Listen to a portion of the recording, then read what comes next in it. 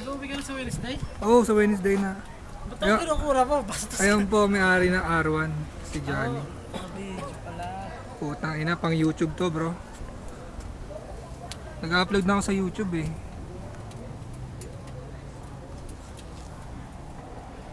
Sige, tumahin ka na. Hindi ako matay dyan. Saan ka tatay? Saan ka bibira? Ha?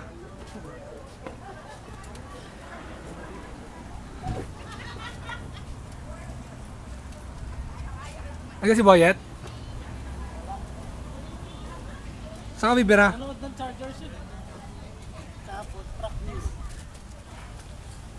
Pre-season? Practice lang. Practice lang. Wala ka pa rin sticker. Putang inang Meksikano yun. Sabi sa akin, pinadala na. Ngayon, pinadala na naman ngayon. Hintayin ko raw next week. Pagkala sugurin ko na yun doon. Mahal kasi ng registration man, 300.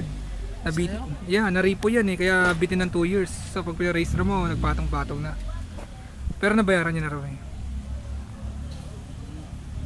Sa tao mo kinuha yan? Hindi, sa dealer. Na maliit lang, small time. Ayan po yung exhaust na cute ang tunog. Ngi! Matining yung tunog niya. Ngi!